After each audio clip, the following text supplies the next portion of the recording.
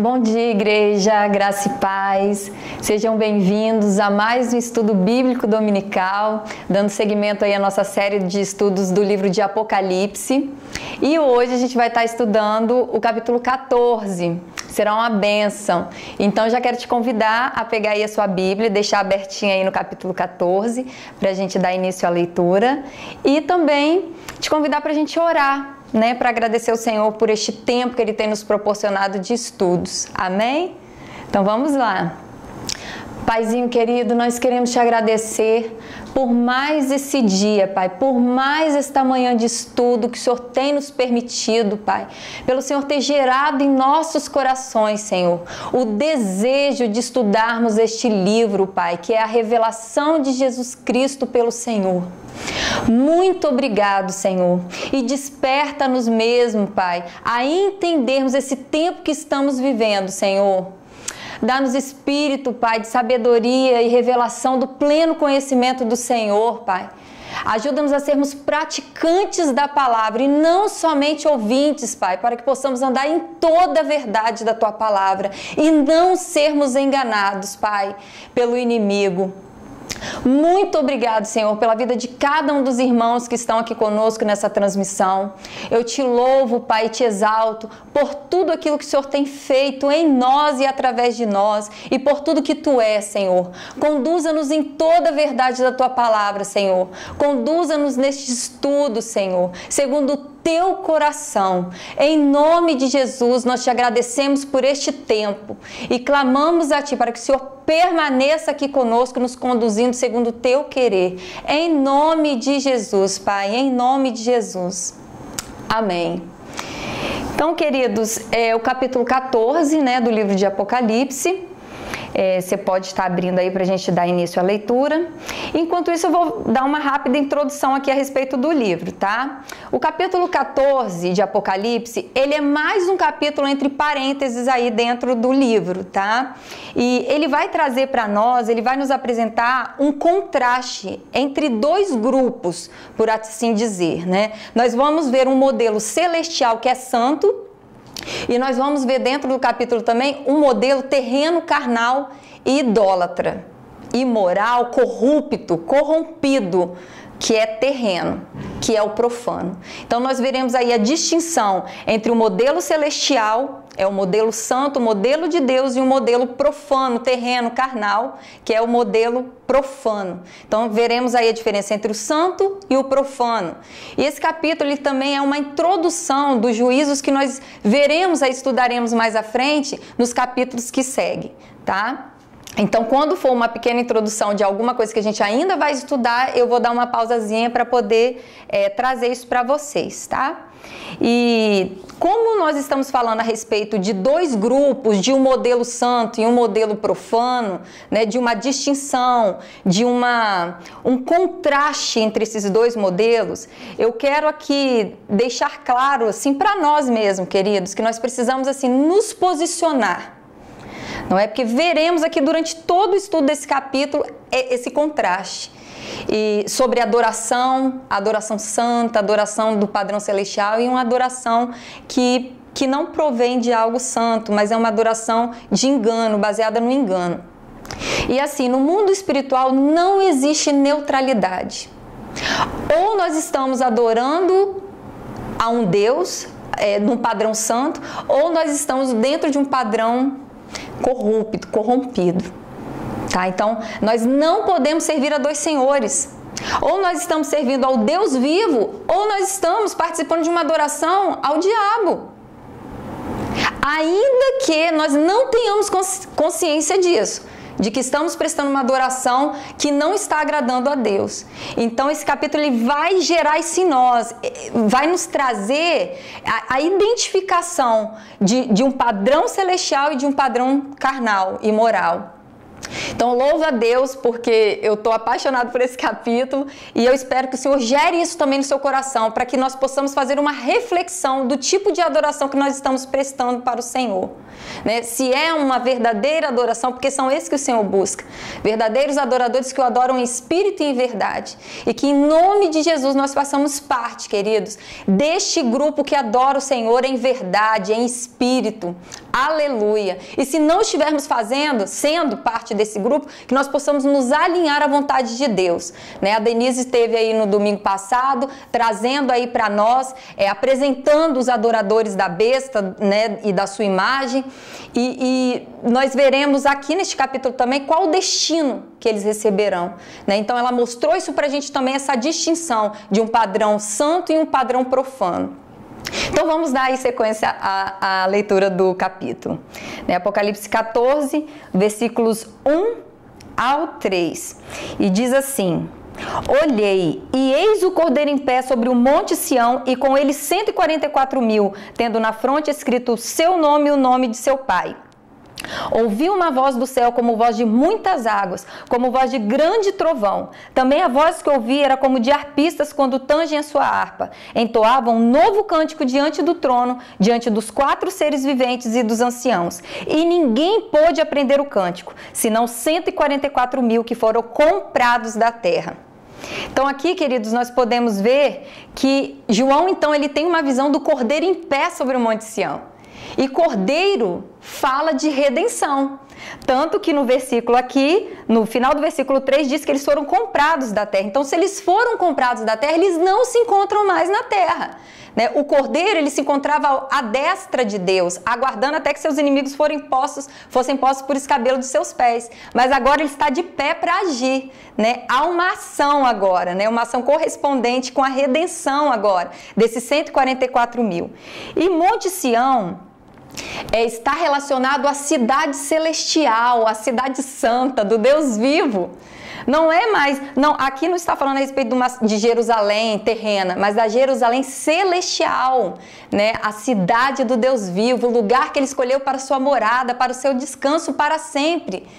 Então, nós podemos ver o que diz lá em Hebreus 12, 22, que nos diz assim: mas tendes chegado ao Monte Sião e à cidade do Deus vivo, a Jerusalém celestial e a incontáveis hostes de anjos e a universal assembleia e igreja dos primogênitos escritos nos céus. E a Deus, o juiz de todos, e aos espíritos dos justos aperfeiçoados, e a Jesus, o mediador da nova aliança, e ao sangue da aspersão, que fala coisas superiores ao que fala o próprio Abel. Porque o sangue de Jesus, ele fala a respeito de redenção, como nós estamos vendo aqui nesses versículos, né? Esses 144.000 aqui, queridos, são os mesmos 144.000 que a pastora Valéria trouxe para nós no estudo do capítulo 7 e que eu também falei a respeito deles no capítulo 9, né? Aqueles 144.000 abordando todas as tribos de Israel, né? Apresentadas ali no capítulo 7, né? Porque vimos que ficaram de fora 2, né? Mas fazem parte de todas aquelas tribos ali citadas no capítulo 7. Eles foram selados, né, para a proteção. Nós veremos aqui, vamos recordar um pouquinho, 3 significados dos selos. E esses 3 significados do selo aí: proteção, propriedade e autenticidade. Lá no capítulo 9, quando eu mesma falei aqui para a igreja, eles receberam esse selo para não sofrerem aquele juízo que Deus liberou sobre a terra naquele momento, que era aquele exército de gafanhotos que saíram do abismo para poder atormentar os homens durante 5 meses.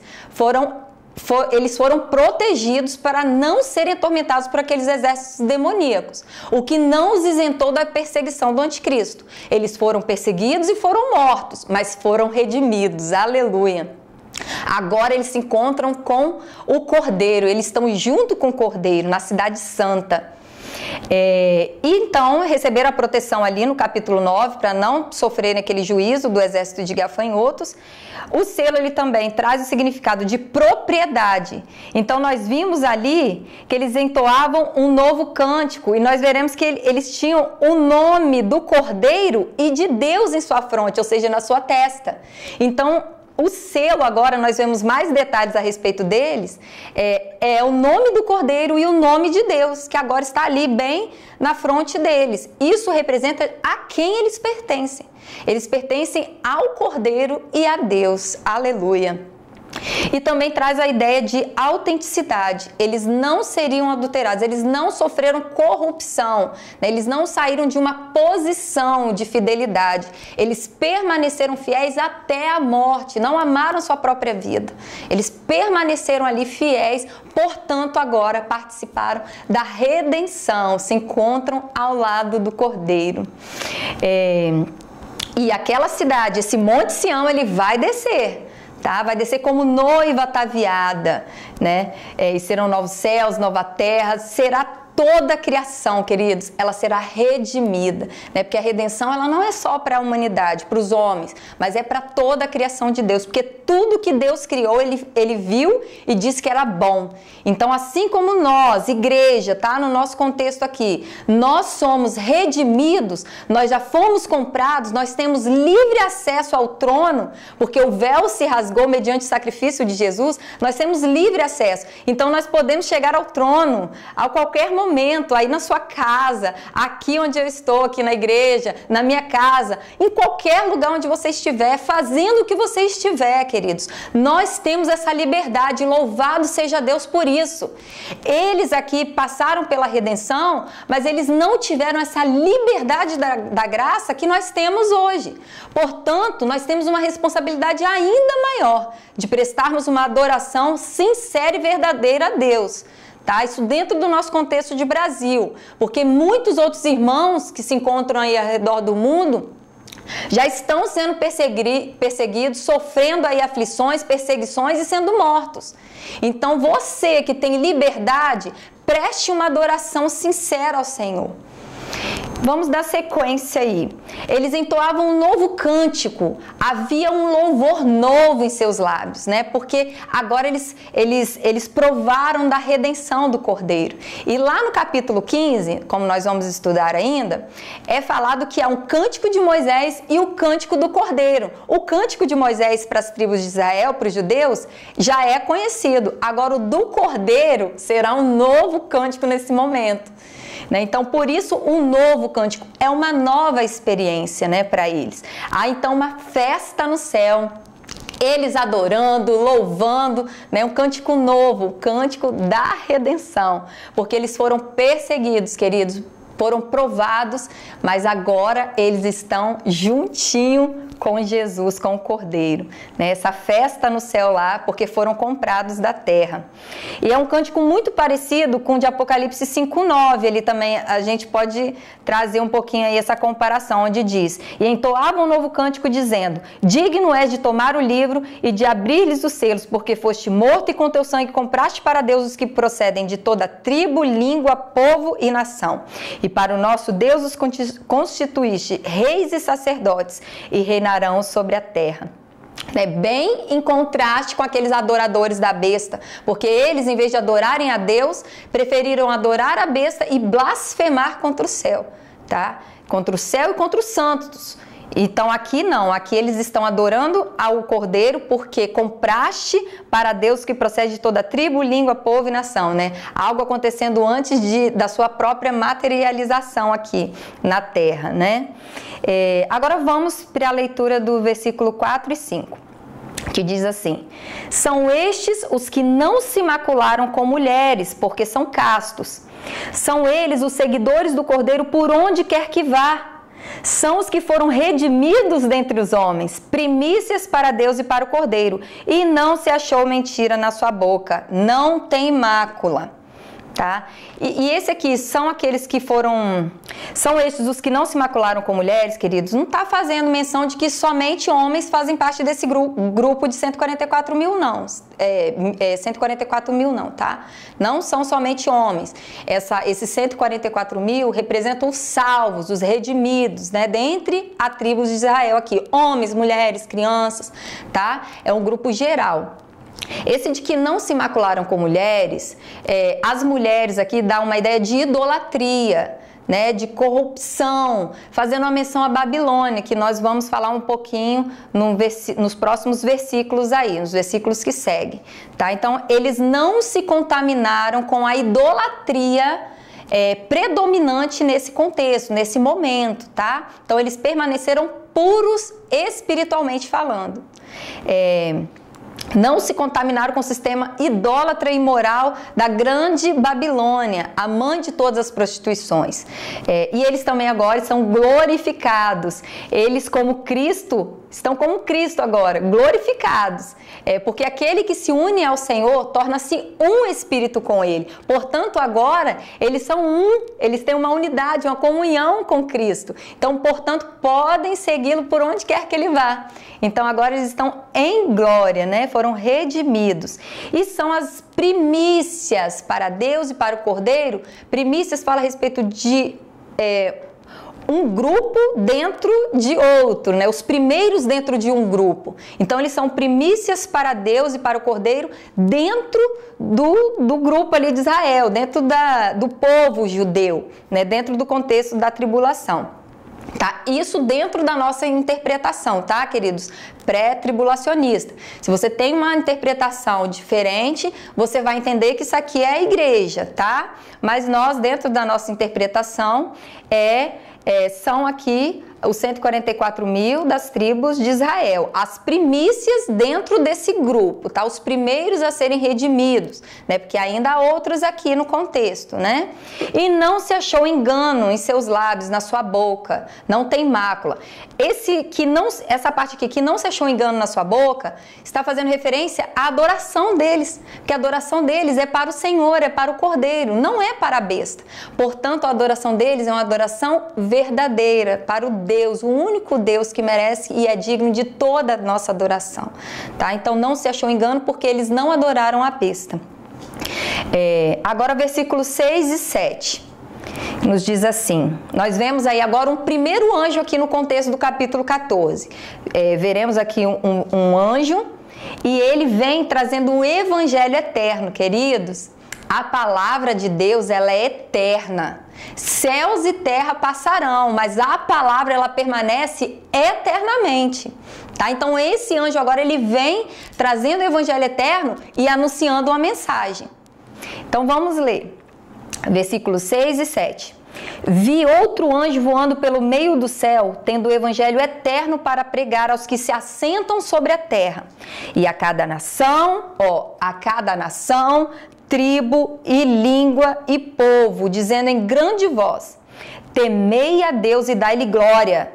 Temei a Deus e dai-lhe glória, pois é chegada a hora do seu juízo, e adorai aquele que fez os céus, a terra, o mar e as fontes das águas. Então, o que esse anjo, ele vem, qual é a mensagem desse evangelho eterno que esse anjo anuncia para todas as nações? Ou seja, essa mensagem, ela é escutada, ela é ouvida por todo mundo, cada continente, cada país, cada nação, todo olho, todo ouvido vai ouvir essa mensagem. E qual é a mensagem aqui que ele anuncia? O temor do Senhor, glória e adoração somente a Ele, que é o Criador dos céus, da terra, do mar e das fontes das águas. É a mensagem que esse anjo anuncia. E ele também anuncia o juízo, que ele fala, é chegada a hora. Se eu falasse para vocês, olha, é chegada a hora, tá perto, é a hora. Quando eu digo é a hora, pode ser que é daqui a alguns minutos, mas vai ser dentro dessa hora, ou no máximo a próxima hora. É chegada a hora. Então pode passar essa hora e ser na próxima, é a próxima hora, ou nos próximos minutos, ou nos próximos segundos. Então o juízo agora está mais perto do que nunca. Está muito próximo. Porém, antes ele vem anunciando o temor, a glória e a adoração somente a Deus, que é o Criador de todas as coisas. Então, vamos entender um pouquinho aqui agora o contexto da grande tribulação. O que eles estão passando? Aqueles que escolheram, aqueles que optaram, aqueles que colocaram, assentaram no seu coração, prestarem uma adoração somente a Deus, Esses estão aí sofrendo uma perseguição por conta dessa adoração verdadeira.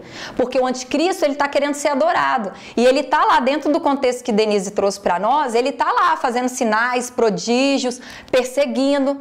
Então, pode ser que alguns, né, desses que estão adorando a Deus, a perseguição está tamanha, está tão grande, que eles possam ter incorrido assim, será... né? Vamos voltar, né? Porque a gente vai sofrer uma perseguição, ele está fazendo tão grandes coisas, será que a gente está errado? Pode ter acontecido, queridos, eu estou assim, né? Imaginando o que pode estar acontecendo ali. Eles podem estar quase incorrendo no erro de voltar, de retornar, regredir, decair, né, de uma posição que eles se encontram, né? E aí, nesse contexto, vem o anjo agora e fala, olha, o temei somente a Deus, o temor de vocês deve ser somente ao Senhor, e a glória e a adoração de vocês para Ele, que fez os céus e a terra, o mar e as fontes das águas. Ou seja, não atente para esses feitos que o falso Cristo, que o anticristo está operando aí no meio de vocês. E não temam, porque ele vai matá-los, ou porque ele está perseguindo vocês, ou porque ele está ferindo vocês. Não atente para isso. O temor de vocês deve ser para com Deus, porque Ele tem poder para matar e para lançar no inferno e fazer perecer lá, onde o bicho não morre, e haverá choro, pranto e ranger de dentes. Deus tem esse poder. A gente não deve temer aquele que tem poder só para matar o corpo.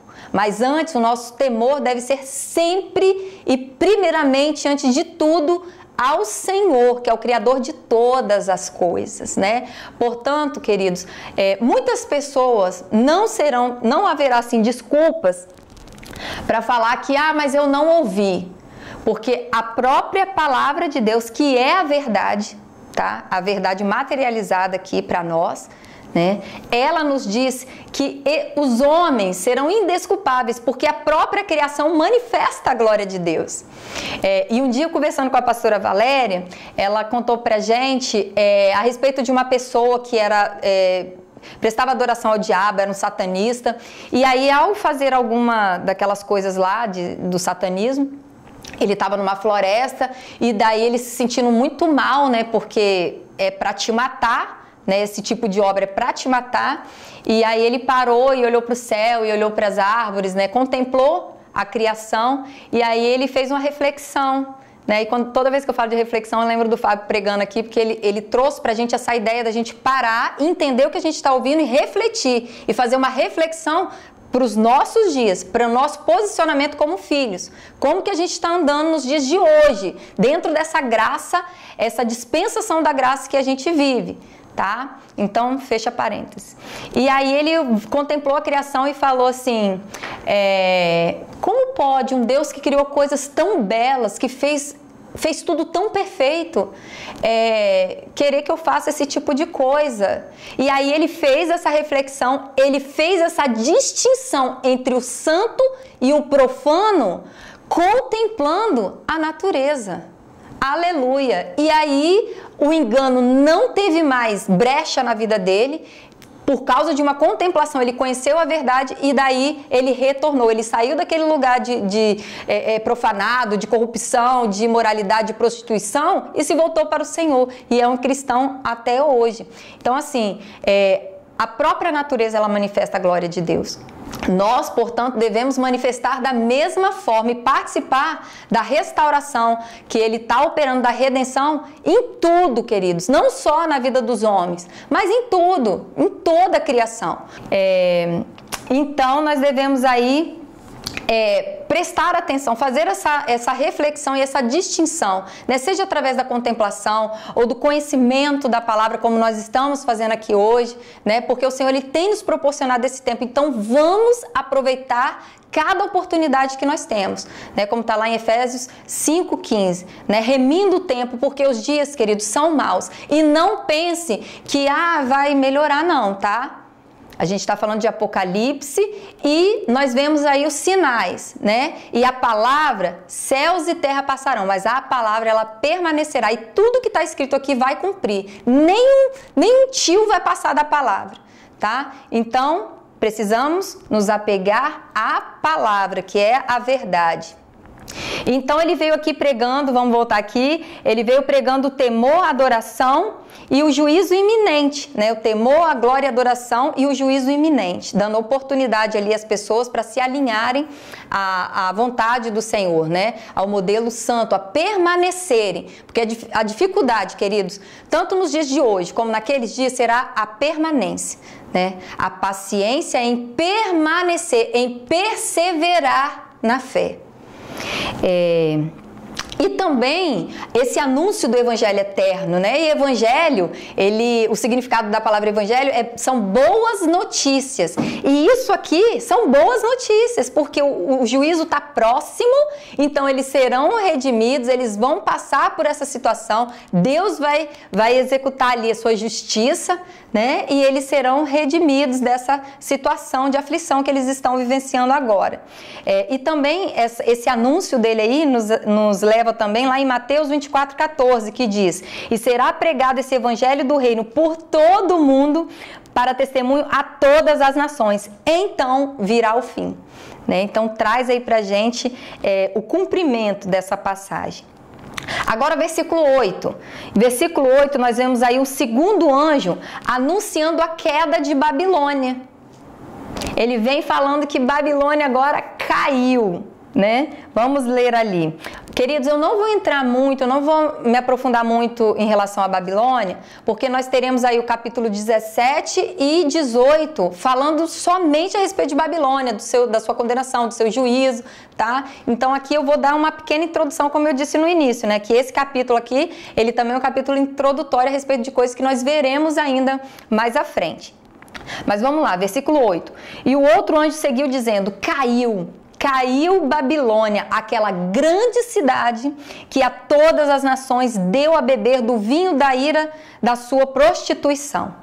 Né? Babilônia aqui representa a sociedade ímpia e corrupta em sua plenitude nos fins dos tempos, no fim dos tempos, com sua ideologia corrompida, imoral, idólatra e prostituída, influenciando assim as nações.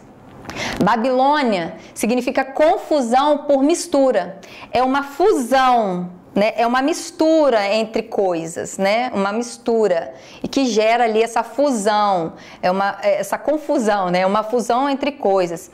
E ela nasceu, né? Por assim dizer, nós vemos ali Babilônia iniciando em Babel, onde há uma união ali entre os homens para construir uma cidade, uma torre no meio que alcançasse o seu topo até os céus, com o intuito de fazer o seu nome célebre, notório, engrandecido. Então tem aí um viés de culto, de adoração, né? E eles fazendo isso em desobediência a Deus, porque Deus falou que era para eles se espalharem, multiplicarem, povoar a terra e a dominar, e agora nós vemos eles se unindo com um propósito, mas com um propósito em desobediência, em rebelião contra Deus, em rebeldia contra Deus, contra o que Deus ordenou. E depois nós vemos lá em Daniel, com Nabucodonosor, também erguendo uma estátua, querendo ser adorado, querendo que as pessoas ali, e haviam muitos judeus ali, porque eles estavam ali cativos, né? E ele queria a adoração. E ali nós vemos 3 jovens que não se dobram, Sadraque, Mesaque e Abednego, que não se prostraram, permaneceram incontaminados, né? Eles não se corromperam, né? Não se corromperam com essa prostituição, com essa idolatria, né? A adoração deles permanecia a Deus, né? Ao Deus verdadeiro. Portanto, foram lançados ali na fornalha, mas foram libertos na fornalha, né? E não da fornalha. Enquanto eles estavam ali na fornalha, eles foram libertos ali, foram salvos ali, né? E não sofreram dano algum, né? Então, a Babilônia, ela traz essa ideia, essa ideologia de corrupção, tentando tirar Deus do centro da adoração e colocar o homem, inserir o homem como foco, como centro da adoração, né? E isso já está operando aí em nossos dias e atuando de forma intensa, tá? Nós já vemos Babilônia agindo na educação, na política, na economia, no culto, na religião, tá? No legislativo, no judiciário, em todos os poderes, em todas as áreas da sociedade, tá? Hoje, nas escolas, por exemplo, na escola do meu filho, dos nossos filhos, já não tem mais Dia dos Pais, Dia das Mães, não se comemora mais. E aí vem o discurso de que não, é o dia da família. Então Babilônia quer conceituar o que é família, em desobediência a Deus, porque Deus que instituiu a família. Então Deus instituiu a família. E aí vem Babilônia com sua ideologia querendo conceituar, trazer um novo conceito, né, sobre o que é família. Gente, agora nós vemos nas universidades, nas faculdades, a ideologia babilônica lá, operando. Os nossos jovens que não estão firmados na verdade, que não conhecem a verdade, são enveredados pelo caminho do engano. E nós precisamos estar atentos, inculcar isso na mente dos nossos filhos, dos nossos jovens. Você que é jovem, influencie mesmo, com todas as ferramentas que o Senhor te entregar, influencie a sua geração. Nós somos sal, nós estamos aqui para manifestar a glória de Deus em todas as áreas da nossa sociedade, em todas. Você que trabalha, você que está aí no legislativo, na política, no judiciário, na economia, em tudo, resplandeça. Não existe o secular para o cristão. Você é luz, você é filho de Deus onde você estiver. Aleluia. Remanderravassub. Você carrega a glória de Deus por onde você for. Não existe mais isso de secular para um crente, queridos. Nós carregamos uma glória e ela precisa resplandecer. Onde nós pisarmos, ali se tornará um lugar santo. Não há lugar comum onde pisa um filho de Deus. Então manifeste essa glória que já está dentro de você, onde você for, porque você é um representante de Deus nessa terra. Aleluia! Então Babilônia, ela está aí operando, né? Mas aqui neste momento nós vemos a queda dela, a ruína dela. Antes de qualquer coisa, queridos, essa ideologia, esse intuito, essa mentalidade babilônica, né? Esse desejo de tirar Deus do centro e inserir o homem, isso teve início no coração de Lúcifer. Isso não teve início no coração do homem. Isso partiu do próprio Lúcifer, que se rebelou contra Deus e cobiçou. Ele queria ser maior do que Deus. E, portanto, ele se tornou lá agora esse diabo, né? Ele decaiu de uma posição que Deus estabeleceu para ele. Portanto, nós precisamos vigiar essa coisa de competição, de querer ser maior, de querer ser melhor, queridos. Isso não é desejo do seu coração, não. Deus tenha misericórdia, traga luz para as nossas trevas. Isso partiu do coração de Lúcifer e daí ele quis injetar isso no coração do homem lá no Éden. Ah, vocês serão como Deus. Eles já eram, você já é um filho de Deus. Não queira receber uma adoração que pertence a Deus. Se você prega, se você ensina, se você louva, qualquer coisa que você faz, o seu talento, o seu dom foi Deus que te deu. Porque dele, por ele, para ele são todas as coisas. É ele que opera em nós, tanto querer quanto realizar.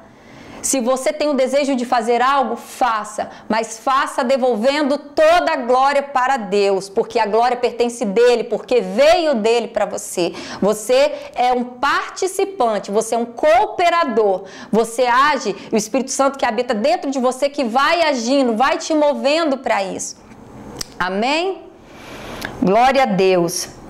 Então, tudo aquilo que tira Deus do foco, do centro da adoração, para inserir o homem, isso parte da ideologia babilônica. Isso era porque era uma introdução.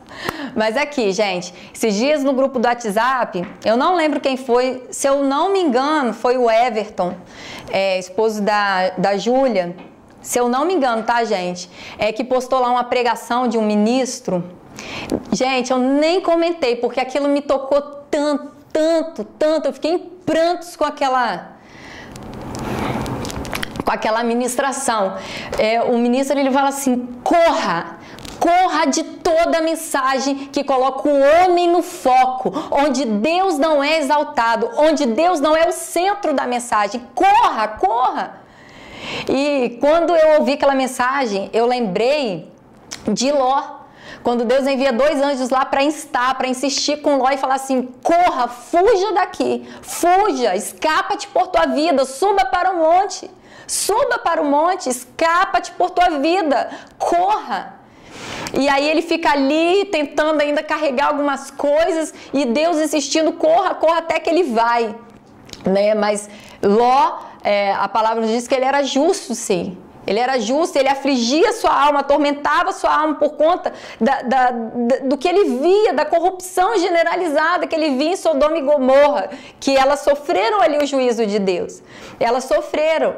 Mas Ló estava ali no meio dessa cidade. E Deus teve o compromisso de enviar ali, por conta de amor a Abraão também, e por conta de Ló, ele envia ali então 2 anjos para insistir com ele, mandar ele correr e subir para o monte. Nós fizemos aqui, nós vimos aqui a respeito do Monte Sião, representando a cidade celestial, um lugar santo, um lugar onde Deus habita, uma pátria superior que nos aguarda e que ela descerá do céu, que não será a nossa morada, certo? Ela descerá do céu para a terra.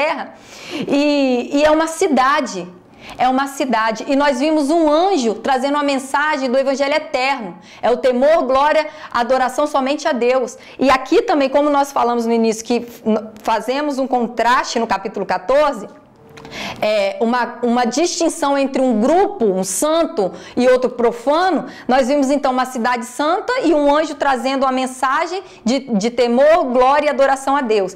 Agora nós estamos vendo uma grande cidade, terrena, corrupta, morada de demônios, uma cidade profana, Babilônia. E a mensagem dela é essa: Deus fora, o homem sempre no centro. Então, queridos, Deus está falando para nós nessa manhã: corra desse lugar onde quer afar o seu ego, ele quer massagear o seu ego, os seus sentimentos, como se você fosse o Deus, né? Você precisa ser adorado, é tudo para você, o que Deus pode te servir. Queridos, uma mensagem que só fala do que Deus pode fazer na sua vida, do que Ele vai fazer, de como Ele vai te prosperar, é uma mensagem completa, porque Deus tem interesse em nos abençoar. Ele é o maior interessado em nos abençoar, mas uma mensagem que fala somente isso está incompleta. Jesus veio falando sobre renúncia. Aquele que quiser ser meu discípulo, negue-se a si mesmo, dia após dia. Toma a sua cruz e me siga. Então o Evangelho, a primeira palavra, a primeira mensagem do Evangelho eterno é o temor do Senhor. Tema a Deus e dá glória a Ele. Ele é digno de toda a glória e de todo louvor. Então a mensagem do Evangelho deve ser do Evangelho eterno e não uma mensagem isolada, porque isso vai gerar um engano. Pessoas vão crer que eu vou servir a Deus porque Ele vai me dar tudo, mas elas não querem dar nada.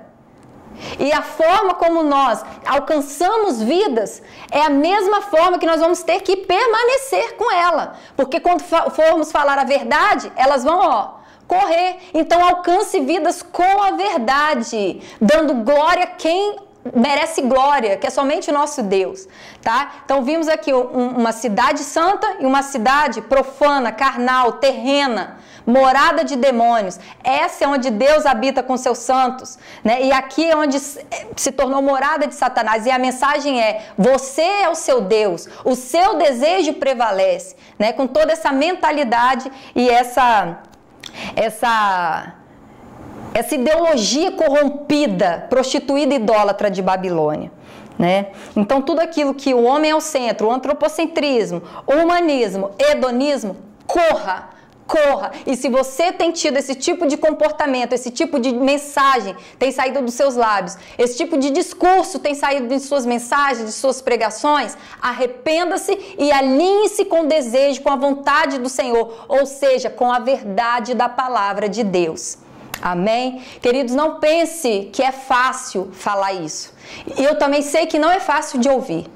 Mas entre essas duas, tem uma terceira questão. O mais difícil é você viver, tá? Porque se nós ouvirmos e falarmos, mas não vivermos, permanecemos no engano. Nós devemos ouvir, conhecer, nós devemos falar e, acima de tudo, praticar, viver, tá? Então, deixa eu respirar. Vamos seguir lá para o versículo 9 ao versículo 11. Nós vemos aqui agora um terceiro anjo anunciando a destruição dos adoradores da besta. A gente precisa correr porque temos 1 hora aí de estudo. Diz assim: Seguiu-se a estes outro anjo, o terceiro, dizendo em grande voz: se alguém adora a besta e a sua imagem e recebe a sua marca na fronte ou na mão, também esse beberá do vinho da cólera de Deus, preparado sem mistura do cálice da sua ira, e será atormentado com fogo e enxofre diante dos santos anjos e na presença do Cordeiro. A fumaça do seu tormento sobe pelos séculos dos séculos e não tem descanso algum, nem de dia nem de noite. Os adoradores da besta e da sua imagem, quem quer que receba a marca do seu nome. Então nós vemos que aqui agora está anunciando esse anjo a destruição dos adoradores da besta, aqueles que tornaram-se um com o diabo, Porque o anticristo, ele anda, ele opera, ele age segundo o poder de Satanás. E porque eles prestaram uma adoração para o anticristo, eles tornaram-se um espírito com ele. Portanto, eles sofrerão a mesma condenação que o próprio diabo, o anticristo e o falso profeta. Como nós vemos ali, Apocalipse 20:10 diz assim: o diabo, o sedutor deles, foi lançado para dentro do lago de fogo e enxofre, onde já se encontram não só a besta, como também o falso profeta, e serão atormentados de dia e de noite pelos séculos dos séculos. Então, porque eles se tornaram um por opção, por escolherem isso, prestarem uma adoração ao anticristo, eles sofrerão da mesma condenação, do mesmo juízo que o diabo, o anticristo e o falso profeta. E queridos, o inferno, ele não foi preparado para o ser humano. Ele foi preparado para o diabo e os seus anjos, como relatado lá em Mateus 25:41 e versículo 46, que diz assim: então o rei dirá também aos que estiverem à sua esquerda: apartai-vos de mim, maldito, para o fogo eterno, preparado para o diabo e os seus anjos. E irão estes para o castigo eterno, porém os justos para a vida eterna. Então nós vemos aqui eles recebendo o mesmo castigo que o diabo, o anticristo e o falso profeta. E nos diz assim, aqui está, versículo 12 agora do capítulo 14, diz assim: aqui está a perseverança dos santos, os que guardam os mandamentos de Deus e a fé em Jesus. Nós vimos, queridos, que os adoradores da besta, eles não terão descanso, segura isso aí, eles não receberão descanso, mas tormento eterno, por toda a eternidade. Por toda a eternidade. Eles não terão descanso, mas tormento. E lembra que lá no capítulo 9 nós falamos a respeito dos tormentos? Deus, em sua infinita misericórdia, permitiu que eles sofressem aquele juízo do tormento durante 5 meses, para que eles provassem durante um tempo específico, um período específico de tempo, esse tormento, que caso eles não se arrependessem, eles provariam por toda a eternidade. Eles sofreriam por toda a eternidade. Então Deus permitiu que eles passassem isso por um breve período, para que eles se arrependessem. E no versículo 21 do capítulo 9, nós vemos que eles não se arrependeram dos seus assassinatos, da sua idolatria, da sua imoralidade, eles não se arrependeram. Portanto, agora sofrerão esse juízo, esse tormento que nós estudamos lá, que é uma coisa terrível, por toda a eternidade. E aí nós vimos aqui no capítulo 12 que aqui está a perseverança dos santos, os que guardam os mandamentos de Deus e a fé em Jesus. A perseverança aqui no original é upomone, que é a característica da pessoa que não se desvia do seu propósito e de sua lealdade a fé e piedade, mesmo diante das maiores provações e sofrimentos. É a paciência que espera por alguém com fidelidade, de forma fiel.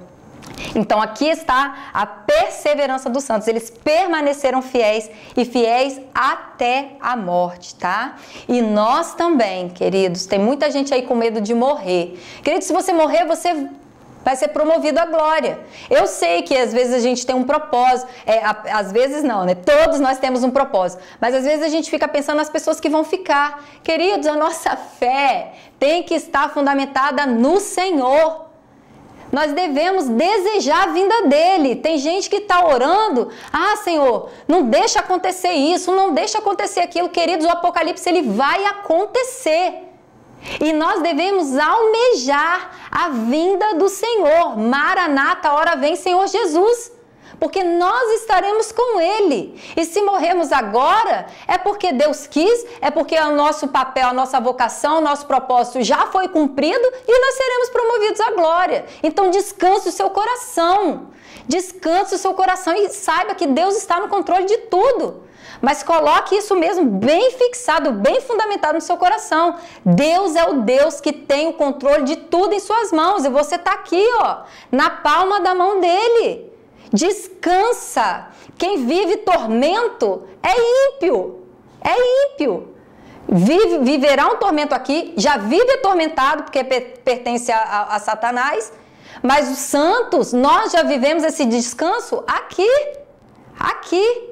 Vinde a mim todos que estáis cansados e sobrecarregados, e eu vos aliviarei. Tomai sobre vós o meu jugo e aprendei de mim que sou manso e humilde de coração e alcançarei descanso para as vossas almas. Aprenda com ele. Aleluia! Então vimos aí que eles serão atormentados por toda a eternidade. Vamos seguir aí. E os santos permaneceram fiéis, né? Pacientes em sua e perseverantes em sua fidelidade, tá? Então agora o versículo 13.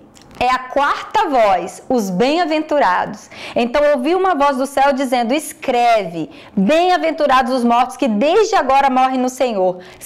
Diz o Espírito, para que descansem das suas fadigas, pois as suas obras os acompanham. Então, João ouve uma voz, bem-aventurados que agora morrem no Senhor, e aí o Espírito vem e testifica, sim, para que descansem de suas fadigas, pois suas obras as acompanham. Queridos, não são as nossas obras que nos salvam, mas nós fomos salvos para as boas obras, tá? Elas nos acompanharão, né, ao céu, elas nos acompanham. E descanso, agora eles receberão descanso de suas fadigas, né? É a promessa de Jesus, como eu disse aqui, vinde a mim, como está lá em Mateus 11, 28. E fadiga aqui, queridos, traz a ideia, o conceito de duro labor, labor doloroso, que demanda a sua força total, uma surra, uma aflição, uma grande tristeza. Então, dentro do nosso contexto aqui do capítulo 14, traz a ideia da grande tribulação e da perseguição que eles estão sofrendo neste momento, tá? E lá em Apocalipse capítulo 6, versículo 11, nos diz assim: então a cada um deles foi dada uma vestidura branca e lhes disseram que repousassem, ou seja, descansassem, ainda por pouco tempo, até também que se completasse o número de seus conservos e irmãos, que seriam mortos, como igualmente eles foram, né? Vem uma voz então e fala para a alma dos mártires que está ali debaixo do altar, clamando: até quando não nos fará justiça? O juízo do Senhor não é derramado, até quando? E aí a resposta vem: aguardem mais um pouco, descansem aí, porque vai cumprir aí, vai se completar o número daqueles que serão mortos, assim como vocês. Então, nós vemos aqui agora que o tempo tão esperado está agora mais próximo do que nunca, né? Vai se completar o número dos redimidos, dos salvos, daqueles que entregaram sua própria vida ao Senhor, né? E então nós veremos aí que está bem próximo agora. E fala a respeito do galardão, pois suas obras os acompanham, né? As obras que produzimos em vida nos acompanharão na eternidade. Então fique atento à obra que você tem realizado, porque nós fomos salvos para as boas obras, para que andássemos nela, né? E aqui também no capítulo 11 do livro de Apocalipse, versículo 18, diz: na verdade as nações se enfureceram, chegou porém a tua ira e o tempo determinado para serem julgados os mortos, para se dar o galardão aos teus servos os profetas e aos santos e aos que temem o teu nome, tanto os pequenos como aos grandes, e para destruir os que destroem na terra. Então o que fazemos em vida determinará como passaremos a nossa eternidade, tá? Então as nossas obras, elas têm o intuito de galardão, né? Aquela que ao ser provada pelo fogo permanecer, dessas nós receberemos o galardão. E assim, queridos, em 1 Coríntios 13, diz que 3 coisas permanecem: a fé, a esperança e o amor. Então, assim, se as nossas obras, elas precisam estar aí firmadas, fundamentadas nesses 3. Fé, esperança e amor. Mas não é o amor do tipo que Babilônia tem tentado conceituar nos nossos dias não, tá? É o amor ágape, é o amor de Deus. Ah, Thaís, mas eu não tenho. Você tem, porque a palavra de Deus diz que você tem. Porque esse amor já foi derramado em nossos corações pelo Espírito Santo que nos foi dado. Então nós precisamos desenvolver, exercitar esse amor. Né? Então, essas obras fundamentadas em fé, esperança e amor, ao serem lá provadas, elas irão permanecer. Mas é o amor ágape, é o amor de Deus, tá? Porque lá em 1 Coríntios 13 diz que se você pode dar o seu corpo a ser queimado, mas se você não tiver amor, de nada vai valer isso, né? Então, fé, esperança e o amor. E o maior dos três é o amor. O amor do tipo de Deus, né? O amor ágape. Agora vamos lá falar a respeito do versículo 14 e 16. Queridos, assim, a revelação, ela é progressiva, tá? Revelação é progressiva. Dentro daquilo que eu recebi, né, com os estudos de Apocalipse, tem pessoas estudiosas aí que estudam 30 anos, 10 anos. Nós temos aí pouco tempo, tem menos de um ano que a gente, muito menos de um ano que a gente está estudando. E sabemos que a revelação é progressiva. Então, dentro daquilo que eu recebi como revelação desse estudo, tá? Esse versículo 14 ao 16, para mim, para minha interpretação atual, que pode ser que talvez o Senhor traga para mim uma nova, tá? Mas neste momento, o que eu recebi como entendimento e revelação dessa passagem, eu entendo que esses versículos está relacionado à colheita dos santos, dos justos, os que ainda estão na terra nesse período de tribulação, tá? Então, nesse momento, a luz que veio a mim é que é a ceifa, essa ceifa aqui agora é a colheita dos justos, tá? Porque há muitas interpretações, muitos interpretam assim como eu, que é a colheita dos justos, essa ceifa, e que a vindima a vindima ali são dos ímpios. Mas outros entendem que tanto a ceifa quanto a vindima é uma coisa só. Eu não entendo assim, então eu vou expor para vocês dentro daquilo que eu recebi como entendimento, tá? Versículo 14 ao 16. Olhei e eis uma nuvem branca, e sentado sobre a nuvem um semelhante ao Filho do Homem, tendo na cabeça uma coroa de ouro, e na mão uma foice afiada. Outro anjo saiu do santuário gritando em grande voz para aquele que se achava sentado sobre a nuvem: toma a tua foice e ceifa, pois chegou a hora de ceifar, visto que a seara da terra já amadureceu. E aquele que estava sentado sobre a nuvem passou sua foice sobre a terra, e a terra foi ceifada. Então esse Filho do Homem aqui é Jesus, né? É o Senhor Jesus, como nós vemos aí em vários versículos. Eu vou falar aqui para vocês, não vai dar tempo de ler, mas tem lá em Daniel 7,13 falando que como Filho do Homem vem sobre as nuvens, e Mateus 24, 29, esse eu vou ler, gente, esse eu vou ler porque fundamenta um pouco a minha interpretação, tá? Mateus 24, 29. Logo em seguida, a tribulação daqueles dias, o sol escurecerá, a lua não dará sua claridade, as estrelas cairão do firmamento e os poderes do céu serão abalados. Então aparecerá no céu o sinal do Filho do Homem. Todos os povos da terra se lamentarão e verão o Filho do Homem vindo sobre as nuvens do céu com poder e muita glória. E ele enviará os seus anjos com grande clangor de trombetas, os quais reunirão seus escolhidos dos 4 ventos de uma a outra extremidade dos céus, tá? Então eu creio que essa ceifa aqui são dos justos, dos que permaneceram em fé com o Senhor, tá? Eles serão ceifados e vão participar, vão desfrutar da presença do Cordeiro. E esse anjo aqui, ele não está mandando em Jesus. Os anjos são mensageiros, então ele está dando uma mensagem com muito temor a Jesus. Olha, chegou a hora, pode lançar a foice, porque eles carregam a mensagem, né? Assim como o que carregou o Evangelho Eterno, esse aqui está carregando o momento da ceifa, a hora exata. Então ele fala: pode ceifar. Então ele não está mandando, tá? Ele está anunciando, ele está entregando uma mensagem. E lá em Mateus 13, 39, a parte B, o próprio Jesus diz que a ceifa é a consumação do século e os ceifeiros são os anjos, tá? Então, nós vimos aí que é a ceifa dos justos, tá? Dos santos que vão estar nesse momento ainda ali sendo perseguidos na grande tribulação. Agora, os versículos 17 a 20 vai falar da vindima, que é dos ímpios, tá? Trazendo uma pequena introdução aí ao que vai acontecer lá no Armagedon, tá? Lá em Apocalipse 19, 13. Então vamos ler os versículos 17 ao 20.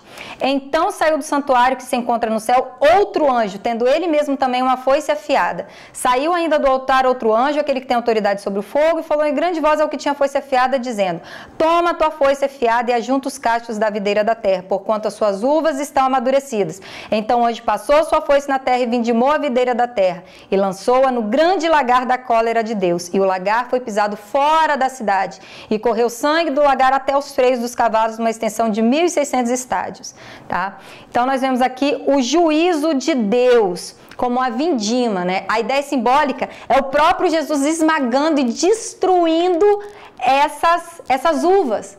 E, queridos, nós vemos várias passagens proféticas, Deus falando, o poema da vinha, lá em Isaías 5, onde Deus fala o que mais poderia eu fazer pela minha vinha, eu fiz tudo que eu podia, e esperei que elas dessem uvas boas, mas elas deram uvas bravas, se referindo a Jerusalém.